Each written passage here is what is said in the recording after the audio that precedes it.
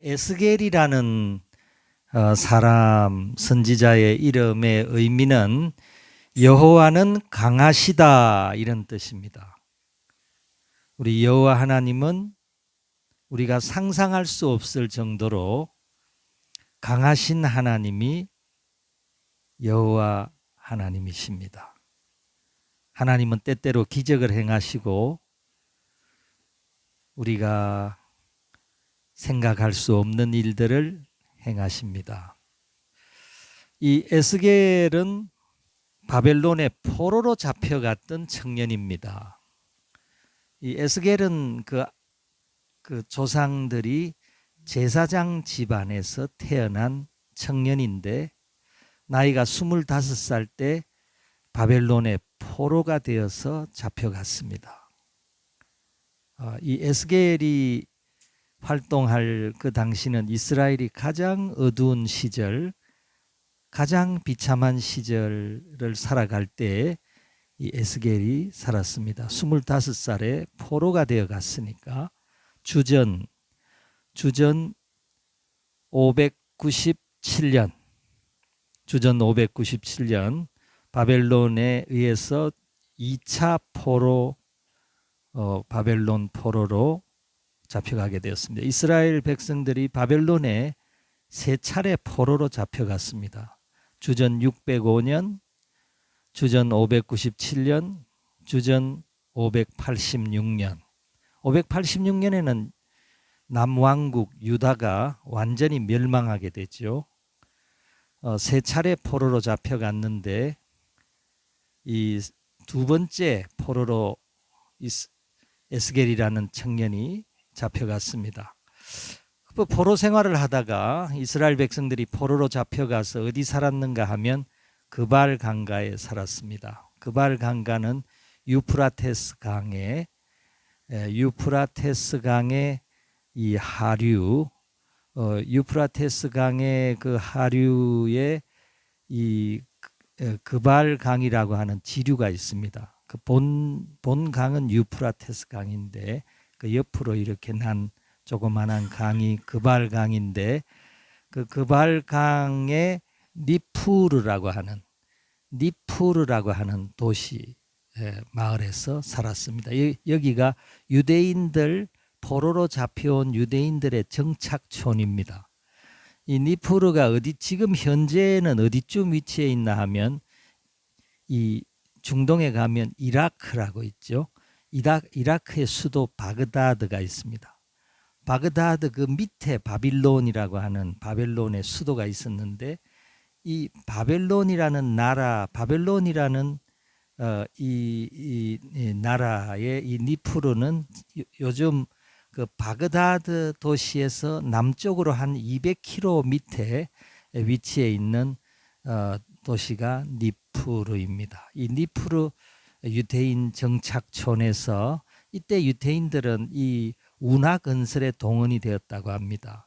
이 유프라테스 이 그 강이 거대한 강이죠. 거기 이제 운하를 만들고 우리나라도 얼마 전에 운하 만드는 그런 작업을 좀 한 적이 있는데 고된 아주 힘든 노동에 동원되었던 사람들이 유대인들입니다. 이 유대인들이 포로가 되었습니다. 어떻게 하나님의 백성이 이렇게 망해가지고 나라가 망해가지고 바벨론의 포로가 되어서 잡혀왔습니다. 이 에스겔은 25살에 청년 에스겔이 잡혀와가지고 30살부터 하나님의 소명을 받습니다. 30살부터 하나님의 예언 활동을 시작하는데 30살부터 52살까지 22년 동안 그는 하나님의 말씀을 기록하고 예언자로서 하나님의 예언의 말씀을 백성들에게 전하기 시작했습니다. 그래서 이 에스겔의 이 예언서, 이 에스겔서는 전반기와 후반기로 나누어집니다. 전반기는 어디서 뭘 기점으로 하는가 하면 이 남왕국 유다가 멸망할 주전 BC 586년을 기점으로 그 이전까지를 전반기 이 선교 사역이고 그 586년 그 이후부터를 후반기 선교 사역이라고, 후반기 예언서라고 말합니다. 이 에스겔서 32장까지는 전반기 사역입니다. 그래서 이 전반기, 이 에스겔의 전반기 사역의 주된 메시지의 핵심은 이스라엘 백성들의 잘못을 지적하고 있습니다. 유다 백성이 얼마나 부패하고 타락했는지, 우상 숭배하고 그 땅이 더럽혀졌습니다. 그래서 이스라엘 유다가 하나님의 심판을 받을 수밖에 없는 하나님의 심판을 예고하고 있는 내용이 전반기에 에스겔의 이 에스겔 선지자 활동의 주된 메시지였다고 하면, 후반기 사역 586년은 이스라엘이 이제 결국 망하게 되죠. 북왕국은 한 100여 년 전에 벌써 망했고, 남왕국 유다 백성, 유다라고 하는 유다 왕국마저도 586년, 주전 586년에 이제 종말을 구하는데, 그 이후부터 15년 동안을 더 선지자로서 활동을 하는데, 그 이후에 선지자로서의 예언 활동의 내용이 에스겔서 33장부터 48장까지 그 뒤에 있는 부분이 후반기 예언의 내용입니다. 이 후반기 예언의 내용은 망한 민족을 향해서 하나님께서, 강하신 하나님께서 망한 민족을 내가 회복시키리라고 하는 예언입니다. 이 이스라엘 백성이 아무것도 남지 않고 황폐한 땅이 되었지만은 이스라엘을 회복시키는데 에덴 동산처럼 회복시키실 것이다는 약속의 말씀이, 우리가 읽은 말씀은 36장 24절부터 28절까지만 읽었는데, 이 에스겔 36장 35절에 보면 이 황폐한 땅을 에덴 동산같이 회복시키실, 하나님의 회복에 대해서 하나님께서 이 민족을 내가 손을 잡고 다시 고국으로 돌아오게 한다. 강하신 하나님, 에스겔의 하나님, 강하신 하나님이시니까 이게 가능합니다. 하나님께서 이스라엘 백성을 돌아오게 하고, 그리고 돌아오게 할 뿐만 아니라 그 죄로 인해서 더럽혀진 그 옷을 갈아입히고 정결하게 하고 내가 깨끗하게 할 것이다. 뿐만 아니라 내 영과 새 마음을 그들에게 주입시킬 것이다. 그 이스라엘 백성들, 그들은 사실 자정 능력을 상실한 사람입니다.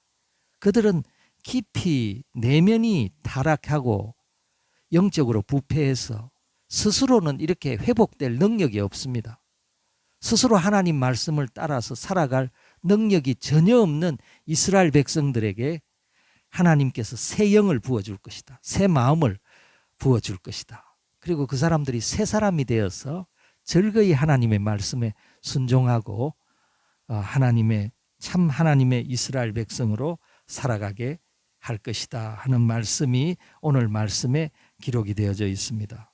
그래서 하나님께서 오늘 이 말씀 가운데 중요한 말씀은 하나님께서 새 영을 부어주신다 하는 말씀입니다. 새 영, 새 마음. 하나님께서는 하나님의 백성들을 축복하실 때 반드시 새 영을 부어주시는 줄을 믿습니다. 그래서 이사야서 44장 3절에 보면 하나님은 건조한 땅에 물을 대시는 분인데, 하나님께서 하나님의 백성들에게 새 영을 부어주셔서 그들을 흡족하게, 그들이 시냇가에 있는 버드나무처럼 번성하게 해주실 것이라고 약속하고 있습니다. 우리 하나님은 건조한 땅에 물을 대시는 분입니다. 하나님의 성령이 흐르면 그 동산이 촉촉하게, 그 동산이 살아나기 시작합니다. 하나님께서 복을 주시고 영을 부으시고 이스라엘 백성들 다 잃어버렸습니다. 이 에스겔은 정말 불행한 시절에 예언자로서 활동했던, 이 참 어려운 시기에 포로로 잡혀가서 22년 동안 이 하나님의 말씀을 전했던 하나님의 종이 이 에스겔인데, 그 불행한 시절에 전반기의 사적은 이스라엘의 패망을 예고합니다. 하나님의 심판을 이스라엘에 자초할 것이라고 하는 하나님의 심판을 예고했지만은, 후반기에는 이스라엘이 주전 586년 유다가 멸망하고 난 뒤부터는 이스라엘의 회복을 도리어 하나님의 때가 되면 하나님께서 이스라엘을 어떻게 데리고 오신다고 손을 잡고 데리고 들어온다고 했습니다.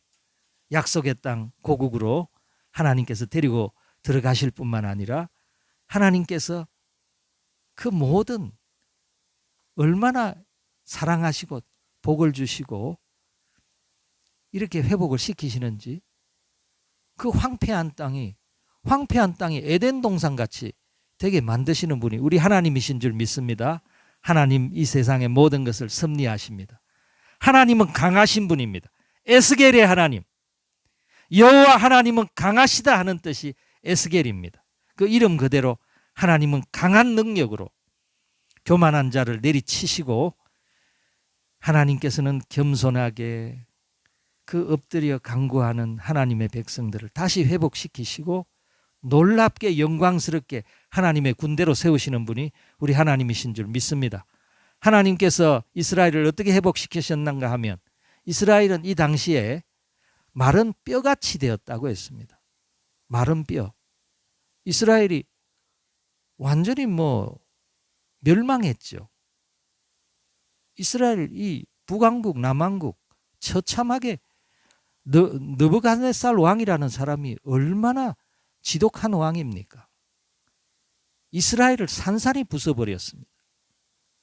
그래서 이 에스겔서 37장 우리가 36장을 읽었는데 그 뒤에 있는 37장에 보면 이스라엘을 마른 뼈 같다고 했습니다.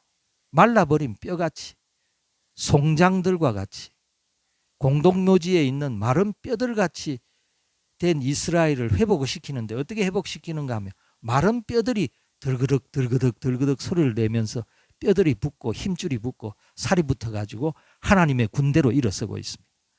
이거 하나님께서 이스라엘을 회복시키시는 이 하나님의 이 예언의 말씀입니다. 하나님이 그렇게 하신다는 말입니다.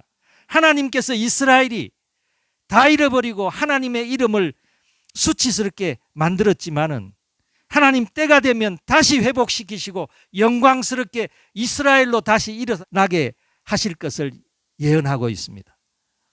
하나님은 강하신 분이십니다.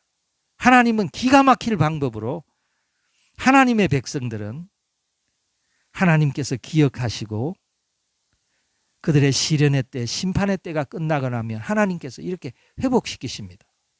주의 영을 먼저 보내십니다. 주의 마음, 새 영을 부으시고 그리고 이 새 마음을 부은 사람은 그 마음이 돌멩이 같은 마음이 어린아이 살과 같이 부드러워진다고 했습니다. 이게 하나님이 주시는 새 마음을 가진 하나님이 새 영과 새 마음을 부으시면 우리 마음이 부드러워집니다. 성령 충만함을 받은 사람들의 마음의 특징이 그런 것이죠. 우리 에베소서 5장 18절에 보면 술 취하지 말라. 이는 방탕한 것이니 오직 성령의 충만함을 받으라고 했는데 그 뒤에 보면 성령 충만함을 받은 사람의 세 가지 특징을 이야기합니다. 첫 번째, 시와 찬미와 신령한 노래를 부른다고 했습니다. 찬송이 많아집니다. 입을 열면 찬송합니다. 하나님의 거룩한 이름, 여호와 하나님 우리를 구원하시고 우리의 이 구속주가 되시는 우리 주 예수 그리스도께 늘 찬송합니다. 그게 이 성령 충만함을 받은 사람의 첫 번째 특징입니다. 두 번째는 범사에 감사한다고 했습니다. 범사에 우리 주 예수 그리스도 이름으로 하나님께 항상 감사한다고 했습니다. 감사해야 됩니다. 우리가 좋을 때도 감사하지만 역경에도 감사해야 됩니다. 모든 순간에 감사해야 됩니다. 하나님 앞에 하나님의 뜻은 범사에 감사하라고 했습니다. 모든 상황 속에 감사하는 것이 성령 충만한 사람의 두 번째 특징입니다. 세 번째는 피차에 복종한다고 했습니다. 마음이 부드러워집니다. 서로 복종합니다. 서로 높여주고 서로 겸손하게 높여주고 복종하고 이게 성령 충만함을 받은 사람의 특징이죠. 하나님께서 이스라엘 백성이 다시 고국으로 돌아와 가지고는 하나님께서 새 마음과 새 영, 새 영은 성령을 말하지요. 성령을 부어주실 텐데 그 마음이 부드러워진다. 그 마음이 겸손해지고 유순해지고 바위처럼 딱딱한 마음이 부드러워집니다. 딱딱한 것은 좋은 것이 아닙니다. 딱딱한 것은 이 죽어 있다는 것입니다. 이 마음이 부드러워져야 됩니다. 이 흙도 부드러운 데서 싹이 나지요. 아스팔트 위에는 싹이 나지 않습니다. 딱딱하니까. 부드러운 그런 흙을 옥토라 하지 않습니까? 하나님의 말씀이 옥토에 떨어져야지 열매를 맺는 씨를 자라나고 열매를 맺는 줄을 믿습니다. 마음이 부드러워지고 그리고 새 영과 새 마음을 부어주어서 오늘 말씀해 보시면 내 율례와 규례를 행하게 하신다고 했습니다. 기쁨으로 하나님의 말씀, 하나님의 법을 쫓아가는 겁니다. 하나님의 말씀을 억지로 지키는 게 아니라 기쁨으로 주의 성령의 충만함을 입은 사람은 기쁨으로 말씀을 따라가게 될 줄을 믿습니다. 우리 성령 충만함을 받아야 됩니다. 이거 성령의 능력이 아니고서는 불가능합니다. 이스라엘 백성들은 다 잃어버렸습니다. 고국에서 쫓겨나고 포로로 잡혀가고 그 그발 강가에서 그 비참하게 노래 부르던 이스라엘 백성들의 그 노래를 오페라로 만들었죠. 그 오페라가 뭔지 아십니까? 나부코입니다. 나부코는 느부갓네살의 줄임말입니다. 나부코. 히브리인들 노예의 합창 들어보셨습니까? 네. 노예의 합창. 그 웅장한 오페라의 베르디의 오페라지요. 그발 강가에서 신세를 한탄하며 하나님의 백성이 왜 이렇게 다 잃어버렸죠? 이스라엘 백성들이 다 잃어버렸습니다. 망한 민족입니다. 그 강가에서 애절하게 노래 부르는 그게 이 나부코입니다. 베르디의 오페라 나부코, 히브리 노예들의 합창. 그발 강가에 있는 이 이스라엘 백성들과 함께했던 선지자가 에스겔입니다. 에스겔은 고난받는 이스라엘 백성들과 함께했던 하나님의 선지자인데 그는 희망을 노래하고 있습니다. 절망적인 상황에서 하나님을 바라보게 하고 있습니다.